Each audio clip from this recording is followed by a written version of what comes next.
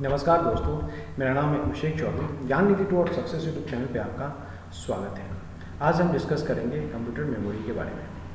इससे previous parts में मैंने आपको पार्ट 1 में बताया था computer introduction, characteristics of computer and limitations of computer, history, generation and type of computer मैंने पार्ट 2 में बताया था। Computer component, hardware and input output, ये मैंने पार्ट 3 में बताया था आपको। ठीक है, ये सारे टॉपिक मैंने पार्ट 1, पार्ट 2, पार्ट 3 में डिस्कस किए थे। आज हम डिस्कस करेंगे कंप्यूटर मेमोरी ऑफ कंप्यूटर्स के बारे में। आइए इसको हम डिटेल से देखते हैं। कंप्यूटर मेमोरी, ये मेमोरी जो है कंप्यूटर में मेमोरी यूज़ होती है। Memory is just like a human brain. ये ह्यूमन ब्रेन की तरह काम करता है। जिससे हमें कुछ भी याद करना हो, कुछ भी हम स्टोर करते हैं अपने ब्रेन में, वो एक मेमोरी में जाके स्टोर होता है। उसी तरीके से कंप्यूटर में भी मेमोरी होती है। वो जो भी इंस्ट्रक्शंस हम देते हैं कंप्यूटर को, जो भी डाटा देते हैं, जो भी इंफॉर्मेशन, इंस्ट्रक्शंस, जो भी हम प्रोग्रामिंग वगैरह करते हैं, कंप्यूटर की मेमोरी में जाके स्टोर होता है। ये पर्टिकुलर एक स्पेस होता है चिप के अंदर। Computer memory is to store space in the computer where data is to be processed and instruction required for processing और स्टोर्ड। जो भी डाटा हम प्रोवाइड करते हैं, जो भी प्रोसेस्ड होता है, जो भी इंस्ट्रक्शंस रिक्वायर्ड होते हैं, वो सारा कुछ एक पर्टिकुलर प्लेस पे जाके स्टोर होता है। उस पर्टिकुलर प्लेस को हम मेमोरी कहते हैं। मेमोरी जो होता है, देखिए वो एक बड़ा सा सेल है, ठीक है, इसमें एक छोटा छोटा सेल भी होता है। इसको आप इस तरीके से समझिए कि एक बड़ा सा एरिया है, उस बड़े से एरिया में एक छोटे छोटे सेल्स में डिवाइड होते हैं, ठीक है। और कितने सेल्स हैं, 1 2 3 4 5, यहाँ पे मैंने 5 सेल्स बनाए हैं आपको, ठीक है। टोटल कितने सेल्स हैं, 5 सेल्स हैं, ठीक है। तो इसके नोटेशन कैसे होता है, 0 1 2 3 4, टोटल 5 सेल्स हैं। नोटेशन है 0 to 4। देखिए, the memory is divided into large number of small parts called cells. Each location are cells are unique address. इस जो भी सेल्स है ना, सबका एक यूनिक एड्रेस होता है, which varies from 0 to memory size -1। जो मेमोरी साइज होता है ना, देखिए 5 सेल है, इसकी मेमोरी साइज कितनी होगी 5, तो -1 मतलब 4, मतलब 0 से हम इसको स्टार्ट करते हैं। ये जरूर याद रखिएगा, 0 से हमेशा स्टार्ट, 1 से स्टार्ट नहीं होता है, ये हमेशा 0 से स्टार्ट होता है, 0 से 4 तक, ठीक है। ये मेमोरी साइज होता है एक पर्टिकुलर मेमोरी सेल्स का। जैसे एग्जाम्पल देख लीजिए, फॉर कंप्यूटर है 64K वर्ड का कंप्यूटर है, देन द मेमोरी यूनिट है 64 × 1024, तो कितना हुआ 65,535 मेमोरी लोकेशंस। इतनी मेमोरी लोकेशंस होंगे, मतलब कोई भी सेल है 64 बिट का अगर कंप्यूटर है, 64K वर्ड का कंप्यूटर है, तो टोटल उसमें 64 होंगे सेल्स, ठीक है। हाइपोथेटिकल हम सोच रहे हैं 64 सेल्स होंगे, तो मेमोरी लोकेशंस उनके कितने हो गए, 1024K का अगर 64 के साथ हम मल्टीप्लाई करेंगे तो 65,536 मेमोरी लोकेशन होंगे। That the address of the location varies from 0 to 65535 तक, मतलब 0 से स्टार्ट होगा और ये कितना तक जाएगा 65,535 तक ये लोकेशंस आएगा। देखिए, 3 टाइप के मेमोरीज होते हैं कंप्यूटर में, cache memory, primary memory and secondary memory. Primary memory को ही मेन मेमोरी कहते हैं, ये जरूर ध्यान याद रखिएगा। प्राइमरी मेमोरी जो होते हैं उनको ही मेन मेमोरी कहा जाता है। तो 3 टाइप के मेमोरीज होते हैं, कैशे मेमोरी, प्राइमरी मेमोरी और सेकेंडरी मेमोरी। आइए देखते हैं आगे। कैशे मेमोरी ये वोलेटाइल मेमोरी होता है, ठीक है। Is very high speed semiconductor memory which can speed up the CPU। ये मेनली कैशे मेमोरी जो होता है ना, CPU के यूज़ के लिए होता है। इट एक्ट एज बफर, ये बफर की तरह काम करता है CPU एंड जो मेन मेमोरी जो है ना उनके बीच। जो कैशे मेमोरी होता है वो एक बफर की तरह काम करता है CPU और मेन मेमोरी के बीच में। क्योंकि देखिए, कैशे मेमोरी में जो भी डाटा सेव होता है वो पर्टिकुलर टाइम पे जब वो सेव होता है, मतलब उस टाइम पे CPU को उस डाटा का यूज़ है, तो ही वो कैशे मेमोरी में जाके सेव होगा। It is use to hold those part of the data and program which are most frequently used by the CPU के द्वारा बहुत ज़्यादा यूज़ होता है, फ्रिक्वेंटली यूज़ हो रहा है किसी पर्टिकुलर चीज़ का, तो कंप्यूटर क्या करता है, उस पर्टिकुलर डाटा को या उस पर्टिकुलर इंस्ट्रक्शन को या उस प्रोग्राम को कैशे मेमोरी में सेव कर देता है। The part of data and program are transferred from disk to cache memory. जो मेन मेमोरी या सेकेंडरी मेमोरी होता है ना, वहाँ से उठा के उसको कैशे मेमोरी में डाल देता है। ये ऑपरेटिंग सिस्टम के द्वारा होता है। ऑपरेटिंग सिस्टम उस पर्टिकुलर डाटा को, प्रोग्राम को जो भी है उठा के कैशे मेमोरी में डाल देता है, जिससे कि सीपीयू उसको इजीली एक्सेस कर पाए। ठीक है, इसके एडवांटेज हैं, कैशे मेमोरी के बहुत ज़्यादा एडवांटेज हैं, क्योंकि ये बहुत फास्टर होता है। मेन मेमोरी से भी ज़्यादा फास्ट यूज़ होता है कैशे मेमोरी का, और ये डाटा बहुत जल्दी प्रोवाइड करता है, क्योंकि क्या होता है इसमें कम डाटा सेव होते हैं पर्टिकुलर लोकेशन पे। जो डाटा स्टोर होता है ना, उसकी लिमिटेशन, कैशे मेमोरी का जो साइज़ है ना बहुत लिमिट है, इसलिए वहाँ पे कम डाटा सेव होगा तो फास्टर रिट्रीव करके वो देगा। It consume less access time to compare to main memory. ये मेन मेमोरी से भी कम टाइम लेता है किसी पर्टिकुलर डाटा को एक्सेस करने के लिए। ठीक है, नेक्स्ट देखते हैं। It stores the program that can be executed within a short period of time. ये बहुत बड़े बड़े प्रोग्राम को सेव करके नहीं रखता है, छोटे छोटे प्रोग्राम को सेव करके रखेगा, इंस्ट्रक्शंस को। ठीक है, it store data for temporary use. ये जो भी डाटा यूज़ रखता है ना, टेम्प्रोरी यूज़ के लिए होता है। ठीक है, इसके डिसएडवांटेज भी, क्योंकि डिसएडवांटेज ऑब्वियसली हुआ क्योंकि ये फास्टर है तो इसकी लिमिटेड कैपेसिटी होती है, इसकी कैपेसिटी बहुत कम होती है, तो ये इसका डिसएडवांटेज हो गया। ये बहुत ही एक्सपेंसिव होता है। ठीक है, नेक्स्ट देखते हैं प्राइमरी मेमोरी, मेन मेमोरी। दो टाइप के मेन मेमोरी होते हैं, रैम और रोम। रैम को रैंडम एक्सेस मेमोरी भी कहते हैं, रोम को रीड ओनली मेमोरी कहा जाता है। ठीक है, primary memory holds only those data and instruction on which the computer is currently working. देखिए वहाँ पे क्या था, सीपीयू, जो सीपीयू जिस कैशे मेमोरी में क्या था, जो सीपीयू किस पर्टिकुलर टास्क को परफॉर्म कर रहा है, वहाँ पे जो डाटा यूज़ होता है वो कैशे मेमोरी में होता है सेव, तो वहाँ से सीपीयू उसको यूज़ कर लेता है। और प्राइमरी मेमोरी में क्या होता है, जो कंप्यूटर, ओवरऑल कंप्यूटर जिस पर्टिकुलर डाटा पे या इंस्ट्रक्शंस या प्रोग्राम पे काम करता है, वो मेन मेमोरी में सेव होता है। It has limited capacity and data is lost when power is switched of. देखिए मेन मेमोरी में क्या था, अगर पावर स्विच ऑफ हुआ तो डाटा गया, आपका डाटा सेव नहीं होगा। अगर आपने कोई पर्टिकुलर काम कर रहे हो और उसको सेव नहीं किया, मतलब उसको सेकेंडरी मेमोरी में सेव नहीं किया, अगर वो मेन मेमोरी में है और स्विच ऑफ हुआ या कंप्यूटर बंद हो गया, तो वो डाटा लॉस्ट हो जाएगा, आपको डाटा नहीं मिलेगा। It is generally makeup a semi conductor. ये सेमी कंडक्टर की डिवाइस से मिलके बना होता है। ये एक्चुअली एक वोलाटाइल मेमोरी होता है, जिसको आप कह सकते हो वोलाटाइल मेमोरी, कि जब तक ऑन है डाटा उसमें है, ऑफ हुआ डाटा चला गया, क्योंकि यहाँ परमानेंटली स्टोर नहीं होता है। ये जो मेन मेमोरी में डाटा परमानेंटली स्टोर नहीं होता है।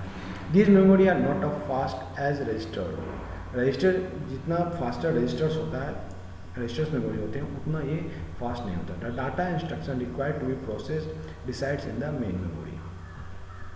जो डाटा और इंस्ट्रक्शंस, जो भी डाटा और इंस्ट्रक्शन कंप्यूटर को रिक्वायर्ड होता है, वो पहले मेन मेमोरी में अपलोड होता है। ठीक है, पहले मेन मेमोरी में आता है, मेन मेमोरी से सीपीयू में जाता है, फिर उस पर ऑपरेशंस होते हैं। नेक्स्ट देखते हैं इसके कैरेक्टरिस्टिक्स। मेन मेमोरी मतलब मेन मेमोरी जो है प्राइमरी मेमोरी, उसके कैरेक्टरिस्टिक्स क्या क्या है। These are semiconductor memory, it is known as the main memory, usually volatile. ये वोलाटाइल मेमोरी है। ठीक है, इसको वोलाटाइल मेमोरी कहा जाता है। मेन मेमोरी, प्राइमरी मेमोरी को वोलाटाइल मेमोरी कहा जाता है, क्योंकि ये स्विच ऑफ हुआ डाटा गया। ठीक है, data lost in case of power is switch of. Computer of हुआ डाटा गया। आप अगर शट डाउन कर रहे हो तो और मेन मेमोरी में कोई डाटा है तो वो लॉस हो गया, तो आपको नहीं मिलेगा। अगर आप स्विच ऑफ किया, पावर स्विच ऑफ हो गया, कंप्यूटर बंद हो गया, तो भी आपको डाटा नहीं मिलेगा। It is working main memory of the computer. Computer का वर्किंग मेमोरी जो है वो मेन मेमोरी होता है। मेन कंप्यूटर जो भी डाटा का काम होता है, अगर कंप्यूटर को किसी पर्टिकुलर डाटा इंस्ट्रक्शन का काम है तो वो सेकेंडरी मेमोरी से उठा के पहले मेन मेमोरी में रखता है, फिर उसके ऊपर काम करता है। डायरेक्ट सेकेंडरी मेमोरी पे काम नहीं होता है। और computer can not run without the primary memory नहीं है, कंप्यूटर काम नहीं करेगा। ये जान लीजिए, अगर प्राइमरी रैम और रोम जो है, ये जो प्राइमरी मेमोरी है रैम और रोम, ये अगर कंप्यूटर में नहीं है तो कंप्यूटर रन नहीं करेगा। क्योंकि कंप्यूटर कोई भी डाटा या इंस्ट्रक्शन का करता है ना, तो सेकेंडरी मेमोरी से उठा के उसको मेन मेमोरी में रखता है, तभी वो उस पर काम करता है। इसलिए मेन मेमोरी को रहना बहुत ज़रूरी है। नेक्स्ट है secondary memory. The type of memory is known as external memory. इसको एक्सटर्नल मेमोरी भी कहते हैं। सेकेंडरी मेमोरी जो है वो एक एक्सटर्नल मेमोरी भी है, और ये नॉन वोलाटाइल होता है, मतलब इसमें डाटा सेव होता है, परमानेंटली सेव होता है। आप इसको रख सकते हो सेव करके, जब तक भी आपको ज़रूरत है तब तक के लिए आप इसको सेव करके रख सकते हो। ये हार्ड डिस्क का पिक्चर है।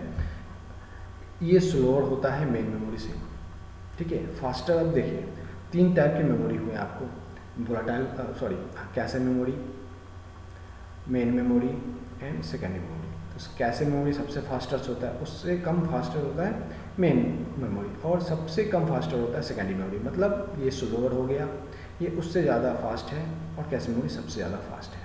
ठीक है, ये ध्यान रखिएगा इसका hierarchy. CPU directly does not access the memory, instant they are accessed भाया इनपुट आउटपुट रूटीन। मतलब इसका कहने का मतलब ये है कि कंप्यूटर डायरेक्ट सेकेंडरी मेमोरी को एक्सेस नहीं करता है, उससे डाटा लेके उसे काम नहीं करता है।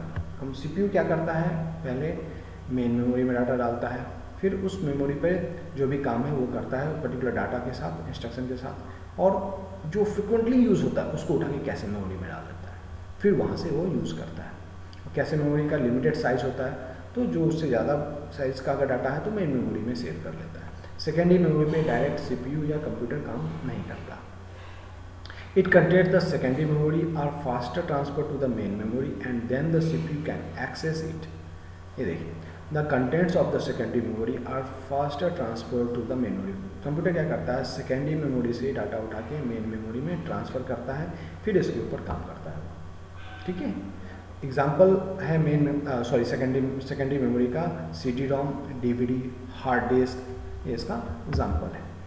सेकेंडरी मेमोरी कैरेक्टरिस्टिक्स देख लीजिए। These are the magnetic and optical memories known as backup memory. ये इसको बैकअप मेमोरी भी कहा जाता है। बैकअप इसलिए कहा जाता है क्योंकि ये परमानेंट सेव करके रखता है डाटा को। आपका पेन ड्राइव है वो भी एक सेकेंडरी मेमोरी है, और पेन ड्राइव हम बैकअप के लिए ही यूज़ करते हैं, डाटा ट्रांसफ़र करने के लिए भी यूज़ करते हैं। ठीक है, ये नॉन वोलाटाइल मेमोरी है, मतलब इसमें डाटा परमानेंटली सेव कर सकते हैं आप।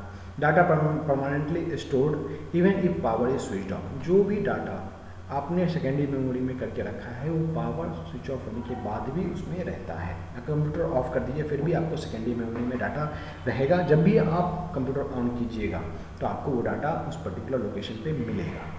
ठीक है, it use to store of data in a computer. Computer में कोई भी डाटा परमानेंटली स्टोर करना है आपको तो सेकेंडरी मेमोरी का यूज़ करते हैं। The computer may run without the secondary memory. Secondary memory नहीं है तो भी हम कंप्यूटर को स्टार्ट कर सकते हैं विदाउट हार्ड डिस्क। अगर बायोस ऑपरेटिंग सिस्टम सब हम सेव करके रखते हैं, आजकल पेन ड्राइव से भी हम कंप्यूटर स्टार्ट कर सकते हैं। ठीक है, कंप्यूटर में run without the secondary memory, ये जरूर ध्यान रखिएगा। अगर क्वेश्चन आता है कंप्यूटर में run without the main memory, कैसे memory, secondary memory, none of this, तो आप सेकेंडरी मेमोरी का ऑप्शन लगाइएगा। ठीक है, स्लोअर देन प्राइमरी में, ये प्राइमरी मेमोरी मेन मेमोरी से स्लो होता है। ठीक है, आइए प्राइमरी मेमोरी दो टाइप के मैंने आपको बताया था, एक है रैम, एक है रोम। RAM random access memory, Rome read only memory.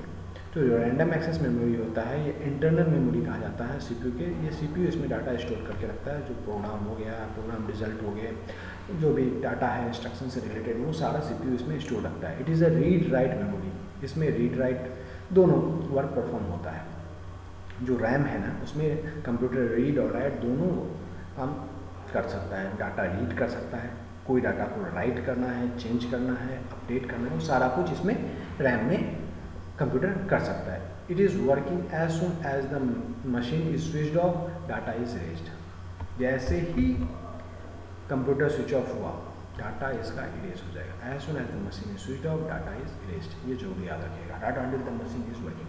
Access time is RAM is independent of the address, that is each store location inside the memory as easy to reach as other location and take the same amount of time।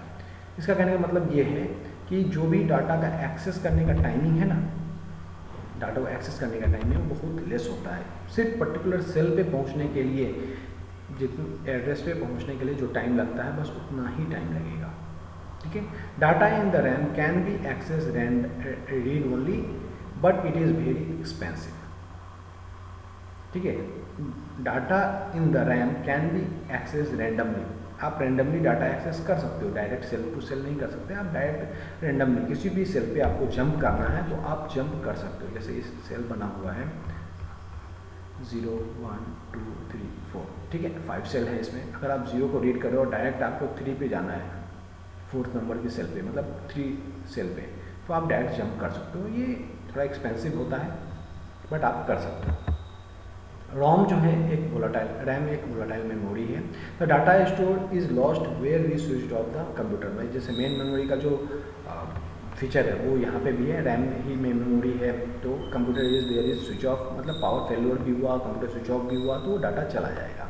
Hence the backup uninterruptible power system UPS is often used for computer. Computer के लिए हम use करते हैं ना UPS, uninterruptible power system, इसी के लिए use किया जाता है। RAM is small but in terms of the physical size and in the amount of data is called can hold. दो टाइप के रैम होते हैं, static RAM and dynamic RAM. जैसे हम यूपीएस के मैं बता रहा था, यूपीएस हम इसलिए यूज़ करते हैं कि जब भी लाइट ऑफ हुआ तो हम चीज़ों को सेव कर सकें, कंप्यूटर को प्रॉपर शट डाउन कर सकते हैं, उसके लिए हम यूपीएस का यूज़ करते हैं। ये बहुत कम बैकअप देता है यूपीएस, इसलिए ये कह रहा है कि हम रैम का, इसलिए हम यूपीएस का यूज़ करते हैं कि जो भी डाटा रैम में है, जो भी हम काम करें उसको सेव कर सकें। ठीक है, आइए देखते हैं रैम के टाइप्स। तो static RAM, S RAM, SRAM, static RAM. The word static indicates that the memory retained in content as long as power is being supplied. However, data is lost when the power is gets down due to volatile nature. वो data चला गया, आपको वो data दोबारा नहीं मिलेगा। Chip use a matrix of 6 transistor and no capacitor. SRAM जो होता है ना, उसमें 6 ट्रांजिस्टर्स होते हैं, उसमें कोई भी कैपेसिटर यूज नहीं किया जाता है। Transistor do not require power to prevent leakage, so SRAM need not to be refreshed on a regular basis. SRAM में जो डाटा होता है ना, उसको रिफ्रेश करने की ज़रूरत नहीं होती है, ये लॉन्ग लाइफ होता है। नो नीड टू रिफ्रेश, इसमें डाटा रिफ्रेश करने की जरूरत नहीं है कि अपडेट हो, ये बहुत ही फास्टर होता है अदर मेमोरी से। यूज्ड एज अ कैसे, इसको एज अ कैसे मेमोरी भी यूज़ करते हैं। लार्ज, इसका साइज़ भी ज़्यादा होता है, ये एक्सपेंसिव होता है। SRAM जो है वो एक्सपेंसिव होता है, ये बहुत ज़्यादा पावर कंजप्शन करता है SRAM। डायनेमिक रैम जो है वो शॉर्ट डाटा लाइफ टाइम, मतलब बहुत कम डाटा जो है वो स्टोर करके रखता है। देखिए SRAM, DRAM के बारे में हम जानते हैं। Unlikely SRAM must be continuously refreshed in order to maintain the data. अब देखिए SRAM में हमको रिफ्रेश करने की जरूरत नहीं थी, बट अब यहाँ पे DRAM जो है, डायनेमिक रैम, उसको हमको कंटिन्यूसली रिफ्रेश करने की जरूरत पड़ती है। This is done by the placing of memory on a refresh circuit that rewrite the data several 100 times पर सेकेंड। मतलब DRAM में जो भी डाटा होता है ना, उसको अपडेट करने, मतलब रिफ्रेश करके हम उसको अपडेट कर सकते हैं। हमको हर पर्टिकुलर टाइम पे सेवरल 100 टाइम पर सेकेंड, मतलब वो हम कंटिन्यूसली अपडेट होता रहता है डाटा DRAM में, डायनेमिक रैम में। Dynamic RAM used for most system memory as it is chipped and small, ये बहुत छोटा होता है, चिप बेस्ड होता है, इसीलिए इसमें चिप यूज किए जाते हैं, मेमोरी चिप टाइप का, वो इसीलिए इसको ज़्यादा प्रेफर किया जाता है। All DRAM are made up और मेमोरी सेल्स, जितने भी चिप होते हैं ना वो मेमोरी सेल की तरह वर्क करते हैं। Where are the composed of the 1 capacitor and 1 transistor use होता है। इसका लाइफ बहुत छोटा होता है, उसमें डाटा जो लाइफ होता है ना वो बहुत कम होता है, मतलब इसीलिए हम उसको कंटिन्यूसली रिफ्रेश करने की जरूरत पड़ती है। Need to be refresh continuously, slower as compare to SRAM। SRAM से स्लोअर होता है DRAM, मतलब जो डायनेमिक रैम है ना वो स्लोअर होता है स्टैटिक रैम से। यूज्ड एज रैम, सिस्टम में जो रैम आप बोलते हो ना 4 GB का रैम है, 2 GB का रैम है, वो एज डायनेमिक रैम ही होता है। वो इसका साइज़ भी बहुत छोटा होता है, ये बहुत सस्ता होता है कंपेयर टू SRAM। ठीक है, स्टैटिक रैम से ये ज़्यादा सस्ता होता है, लेस पावर, ये पावर भी बहुत कम कंज्यूम करता है। अब नेक्स्ट है read only memory, ROM। ROM stands for read only memory, the memory from which we can only read but can not write on it. ये जो ध्यान रखिएगा, ROM जो है ये रीड ओनली मेमोरी है। ठीक है, ये जो है सिर्फ रीड ओनली मेमोरी है, रीड ओनली मेमोरी है ROM। ठीक है, ये नॉन वोलाटाइल होता है। It information is store permanently in such memories during manufacture. Manufacture के टाइम पे, कंप्यूटर की जो मैन्युफैक्चरिंग होती है ना, उस पर्टिकुलर टाइम पे ही इसमें डाटा डाल दिया जाता है और उसी को बार बार कंप्यूटर रीड करता है।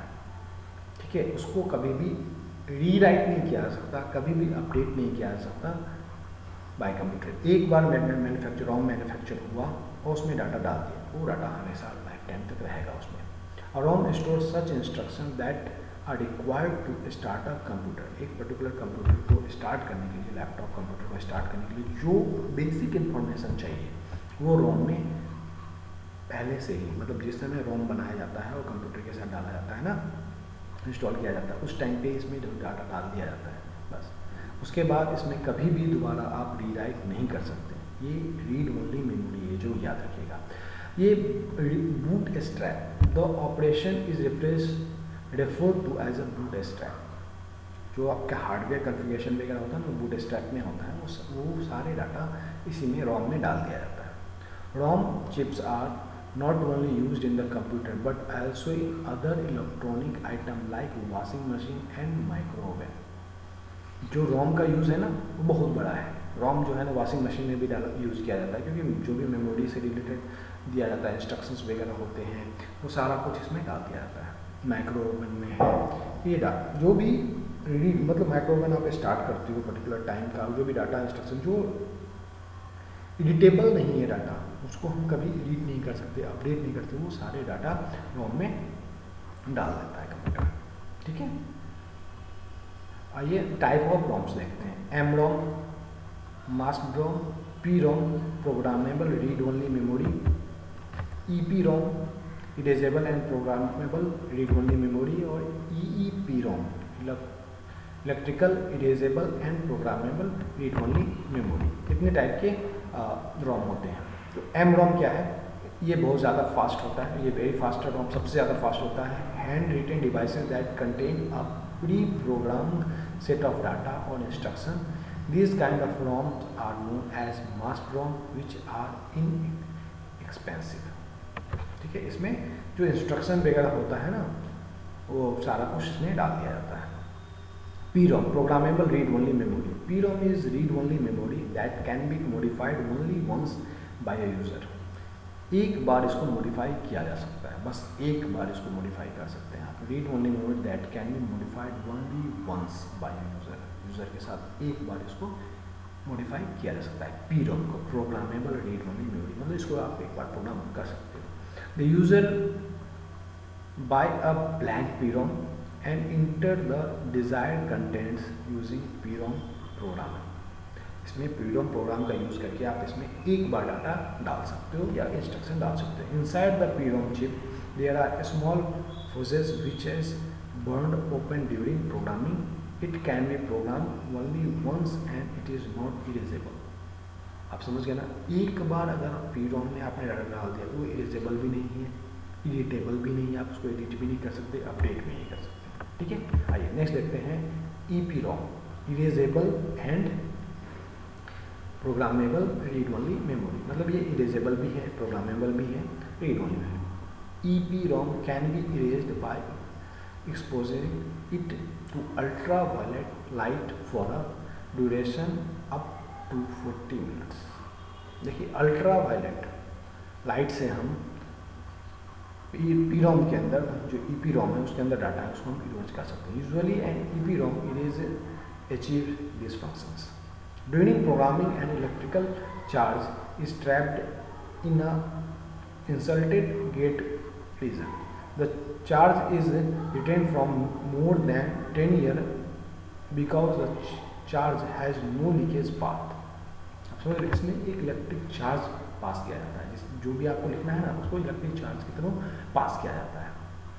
फॉर इरेजिंग दिस चार्ज, जो भी चार्ज है वो इलेक्ट्रिक फॉर्म में रहता है, जो चार्ज हम उसमें डालते हैं उसको अगर इरेज करना है, ultraviolet light is pass through the quartz crystal window, lead के द्वारा उसको डाला जाता है। तो वो क्या करता है, जो भी अल्ट्रा वायलेट लाइट होते हैं ना, जो भी चार्ज होता है उसको डिसेबल कर देता है, डिसिपेट्स द चार्ज, उसको ख़त्म करता है, उस चार्ज को ख़त्म करता है। During normal use the quartz light is sealed with the sticker. एक स्टिकर रहता है उसके ऊपर जिससे वो सील किया जाता है। आप एक मतलब ऐसा समझिए ना, EPROM में आप एक प्रोग्राम करके रख दीजिए, मतलब एक चार्ज डाल दिए, इलेक्ट्रिक चार्ज के थ्रू आपने उसमें इंस्ट्रक्शन डाल दिया और वो उसमें सील्ड है, वो चार्ज, वो इंस्ट्रक्शन उसमें है, आप उसको कभी भी यूज़ कर सकते हो। ठीक है, अब उसको इरेज करना है, आपको हटाना, तो आप क्या करोगे, आप अल्ट्रा वायलेट जो रेज होते हैं ना उसका यूज़ करोगे, उस यूज़ से आप उसको, ये अल्ट्रा वायलेट लाइट होता है ना, इसका यूज़ करके आप उसको इरेज कर सकते हो। ठीक है, नेक्स्ट है electrically erasable and programmable read only memory, मतलब डबल ई पी रोम। ठीक है, double E P ROM. Double E P ROM जो है वो program and erase electrically, it can be erased and reprogrammed about 10,000 times. देख रहे हो, इसको बहुत ज़्यादा टाइम तक आप इरेज कर सकते हो, अपडेट कर सकते हो इस डबल ई पी रोम को। Both erasing and programming take about 4 to 10 millisecond. देखिए बहुत कम टाइम लगता है, मतलब 4 सेकंड लगते हैं आपको इसको इरेज, 4 से 10 सेकंड लगेंगे आपको इरेज करने में, और 4 से 10 सेकंड लगेंगे आपको प्रोग्राम करने में, बस इतना ही टाइम मिलेगा आपको। In E P ROM any location can be selectively erased and program, मतलब एक एक करके एक सेल को आप एक बार में ही इरेज कर सकते हो, एक सेल को एक बार में ही प्रोग्राम कर सकते हो। आप समझ रहे हो, एक सेल बाय वन, एक सेल को एक बार में आप इरेज किए, एक सेल को आप एक बार में प्रोग्राम किए, बस। EPROM can be erased 1 byte at a time rather than erasing the entire chip। एक साथ आप पूरे चिप को इरेज नहीं कर सकते हो। Hence the process of reprogramming flexible but slow। इसके कारण क्या होता है ना, प्रोग्रामिंग जो है ना वो बहुत स्लो हो जाता है। आपको इसके अंदर EPROM में, डबल EPROM में आपको कोई प्रोग्राम करना है और पहले से कुछ है इसमें, तो आपको पहले तो सेल बाय सेल आप इसको इरेज करना पड़ेगा। ठीक है, आप इसको इरेज करो, एक एक सेल को इरेज करो, फिर सेल बाय सेल आपको इसको फिर रीराइट करना पड़ेगा। मतलब इसमें कुछ डाटा आपको इंस्ट्रक्शन डालना है, कुछ भी प्रोग्रामिंग करनी है, रीप्रोग्रामिंग करनी है, तो उसमें डालना बहुत ही स्लो प्रोसेस हो जाता है। अब देखिए डिफरेंस देख लीजिए, EPROM का और डबल EPROM में क्या क्या डिफरेंस है। The content of EPROM is erased by UV rays, ultraviolet rays के से ही हम इसको इरेज कर सकते हैं, ये मैंने आपको बताया था। और डबल EPROM है वो इलेक्ट्रिक सिग्नल से हम इसको इरेज करते हैं। डबल EPROM में जो भी डाटा है सेल में वो हम इलेक्ट्रिक सिग्नल से हम इरेज करते हैं।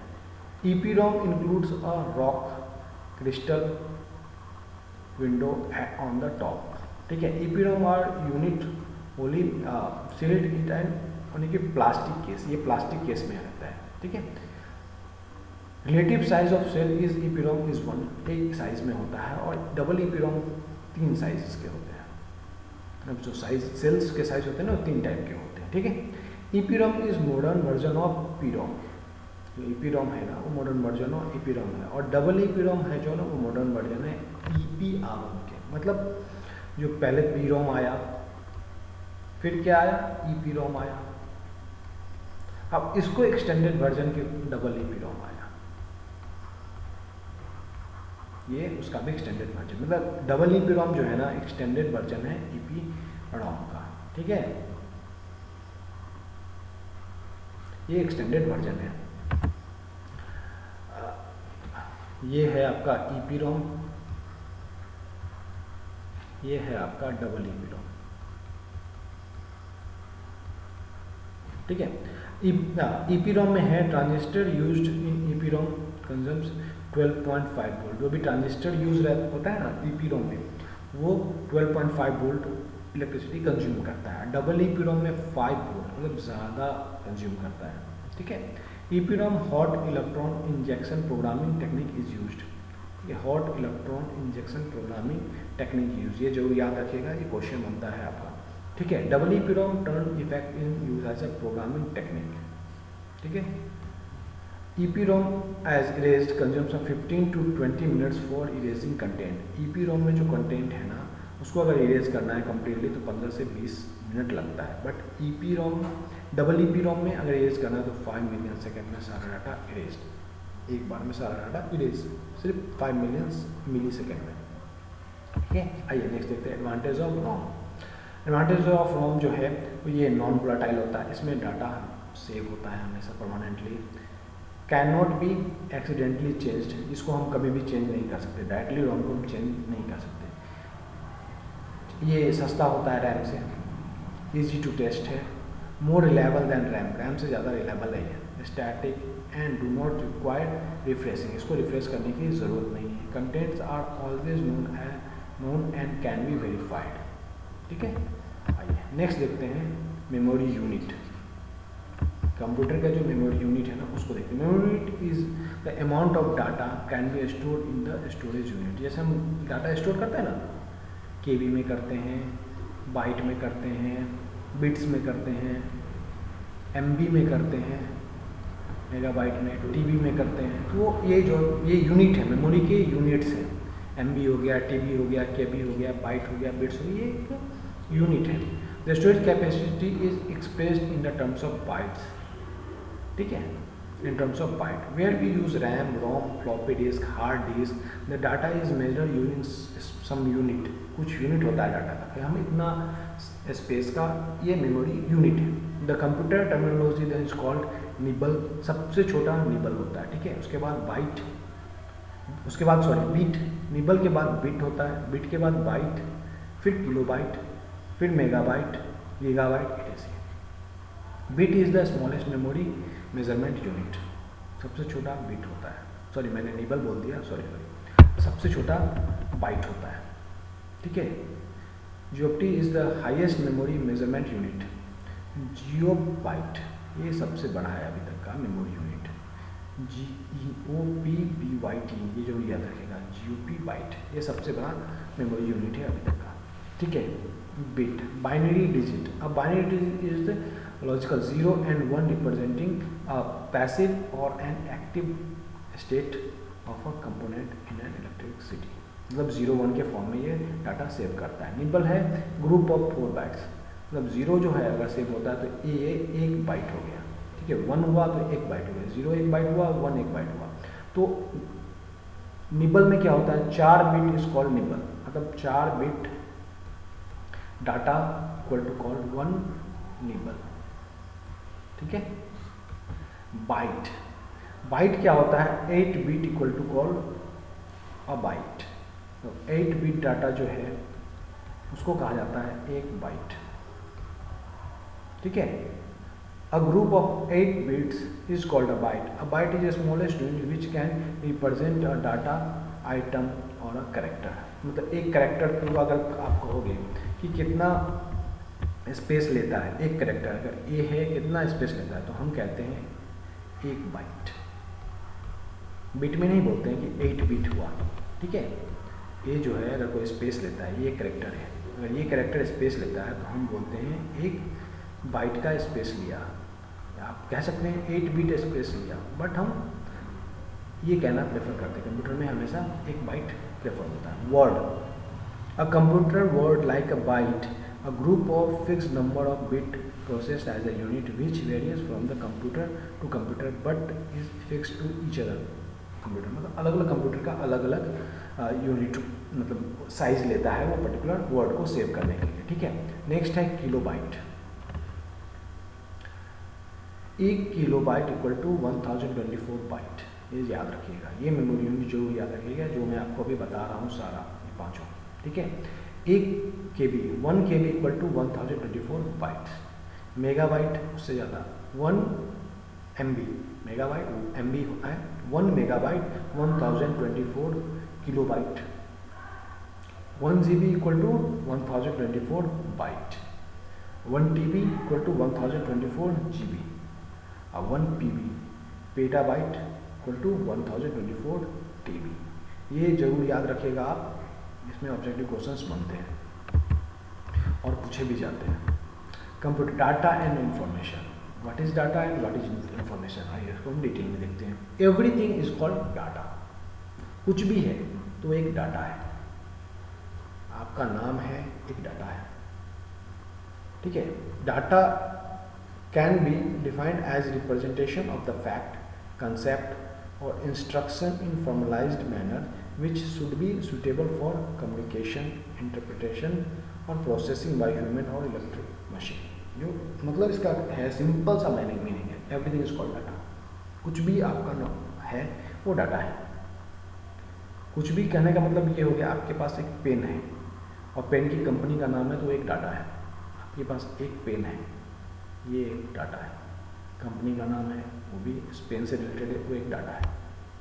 Data is represented which with the help of characters such as alphabets, digit 0 to 9 और special characters, ये सारा मिलके डाटा हम लिख सकते हैं, ठीक है। नेक्स्ट है information. Process data is called information, ये हमेशा याद रखिएगा। इंफॉर्मेशन ऑर्गेनाइज्ड और classified data which has some meaningful value for the receiver. मतलब जैसे आपका नाम है XYZ, अगर आपका नाम है, जैसे मेरा नाम ले लीजिए अभिषेक, मेरा नाम है अभिषेक, ये एक डाटा है, बट आपके लिए ये इंफॉर्मेशन है कि इनका नाम अभिषेक है, ये एक इन्फॉर्मेशन हुआ आपके लिए, क्योंकि आपके लिए मीनिंगफुल हो गया, आपको मेरा नाम जानना है तो आपके लिए एक मीनिंगफुल हो गया, तो ये इन्फॉर्मेशन हो गया आपके लिए, ठीक है। Information is to process data on which decision and action are based, ठीक है। For the decision to be meaningful the process data must qualified for the following characteristics: timely, accuracy and completeness, ठीक है। Information should be available when required, आपको जब मेरा नाम जानना है तब वो पता आपको मिल जाए, यानी कि बहुत बाद में मिले, तब आपको कोई ज़रूरत नहीं है ना मेरी, तो जब उस चीज़ की ज़रूरत नहीं है तो उस डाटा को लेके आप क्या करोगे, तो टाइमली होना चाहिए, एक्यूरेट होना चाहिए, information should be accurate. Accurate information है तभी तो वो इन्फॉर्मेशन बनेगा, नहीं तो यूजलेस हो गया, करेक्ट नहीं है तो यूजलेस हो गया। Completeness, information should be complete, आपको कंप्लीट इन्फॉर्मेशन मिलना चाहिए, ठीक है। आइए नेक्स्ट जाते हैं, data processing cycle. Data processing is the restructuring और reordering of the data by people machine to increase their usefulness and add value for a particular purpose. कोई पर्टिकुलर पर्पस के लिए आपको डाटा चाहिए, तो वो जो प्रोसेसिंग साइकिल होता है ना, उससे वो आउटपुट को ही इंफॉर्मेशन में कहा जाता है, ठीक है। Data processing consist of the flowing basic steps: input, processing and output. This three step consist the data processing cycle. Input आपने डाटा किया, कोई भी डाटा आपने इनपुट किया, ठीक है, वो प्रोसेस हुआ, सम इंस्ट्रक्शन, प्रोग्रामिंग या कुछ भी कंप्यूटर के द्वारा, और जो आउटपुट हुआ वो आपका इंफॉर्मेशन है, ठीक है। Input, processing and output. The step the input data is prepared in some conventional form for processing. The form will depend on the processing machine. For example, when electric computers are used, the input data can be recorded on any one of the several type of input mediums such as magnetic disk, tape and so on.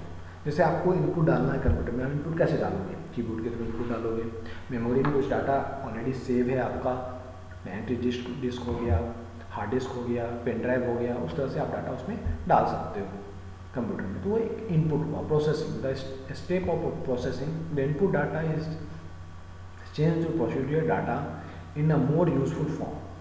For example, pay cheque can be calculated from the time card, summary of sales from the month can be calculate from the sales order, ठीक है। Output, at this stage the result of the processing step is collected. The particular form of the output data depends on the use of the data. For example, output data may be paycheck for the employer. अब देखिए, आप इसका simple से example में आप समझिए कि एक डाटा है। डाटा कैसे, जैसे आप किसी कॉलेज में जाते हो, स्कूल में जाते हो, ठीक है, आपको पता करना है वहाँ पे कितने स्टूडेंट हैं जो ऑलरेडी उस पर्टिकुलर स्कूल या कॉलेज में पढ़ते हैं, तो आपके पास नंबर ऑफ स्टूडेंट आपको पता करने हैं, ठीक है। तो आप क्या करोगे, वहाँ के कंप्यूटर या वहाँ के लोगों से पूछोगे कितने स्टूडेंट हैं, तो अगर कंप्यूटर के पास जाओगे तो कंप्यूटर के अंदर जितने भी एक्सेल शीट में या किसी भी पर्टिकुलर इंफॉर्मेशन अगर सेव है, तो सारा इंफॉर्मेशन प्रोसेस करके उसको प्रोसेस करके वो काउंट करेगा, काउंट करके आपको जो इन्फॉर्मेशन देगा, मान लो 500 स्टूडेंट हैं वहाँ पे, ठीक है, तो प्रोसेस करके आपको बता देगा कि 500 स्टूडेंट है टोटल। तो जो भी डाटा सेव है उसमें प्रोसेस किया, काउंटिंग प्रोसेस हुई, उसके बाद जो आउटपुट आया 500 स्टूडेंट्स हैं वहाँ पे, तो ये आपका इंफॉर्मेशन हो गया, ठीक है। चलिए आज के लिए इतना ही, थैंक यू। वीडियो अच्छी लगी हो तो लाइक कीजिए, कमेंट कीजिए एंड शेयर कीजिए। ज्ञाननीति टू और सक्सेस यूट्यूब चैनल को जरूर सब्सक्राइब कीजिएगा, जिससे कि आपको नए वीडियो का नोटिफिकेशन मिल जाए। बेल आइकन जरूर दबाइएगा। Thank you.